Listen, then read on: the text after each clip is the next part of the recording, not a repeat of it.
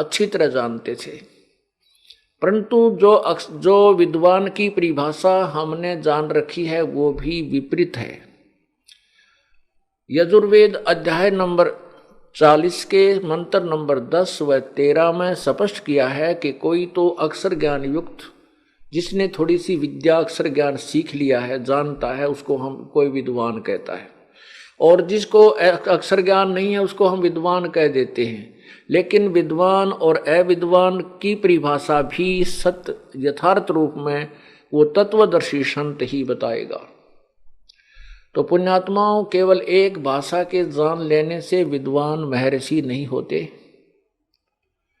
एक संस्कृत भाषा का जानने वाला पंजाबी भाषा को से अपरिचित है तो उसमें वो अविद्वान है, और यदि वो गुजराती नहीं जानता उसमें अविद्वान है, यदि वो इंग्लिश नहीं जानता है तो उसमें अविद्वान है। तो वो विद्वान नहीं है, केवल एक भाषा से परिचित है। दो से भी हो सकता है लेकिन वो भी विद्वान नहीं है।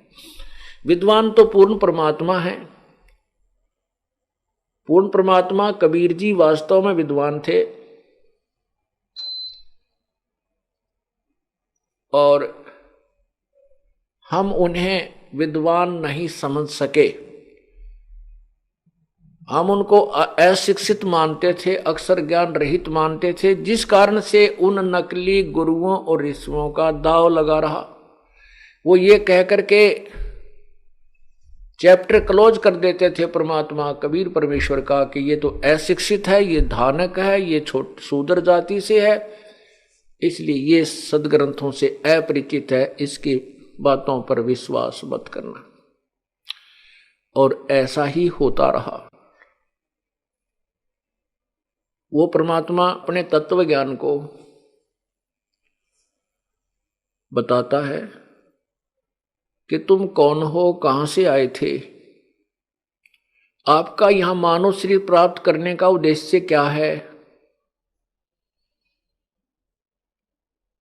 जिससे हम अपरिचित होते हैं। परमात्मा ने 600 वर्ष पूर्व जो अमृतवाणी उच्चारण की थी लोकोक्तियों के माध्यम से, दोहावली, शब्दावली, इसमें इसको पद्य भाग बोलते हैं। तो इन पदों में, इन दोहों में, श्लोकों में परमात्मा ने वही अमृत ज्ञान भरा हुआ है जो अपने सदग्रंथों में संस्कृत भाषा में विद्यमान है।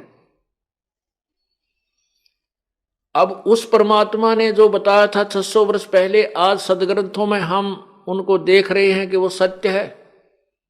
और जो लोकवेद, जो तत्व, जो दंत कथा वो ऋषि जन, गुरु जी हमें सुनाया करते थे, वो सदग्रंथों के विरुद्ध थी। इससे दो बातें सिद्ध हो गई हैं कि एक तो कबीर परमात्मा, कबीर जी जो हैं वो परमात्मा हैं, सारी सृष्टि के रचनहार हैं, और वास्तव में विद्वान सर्वज्ञ वही परमेश्वर कबीर जी ही हैं।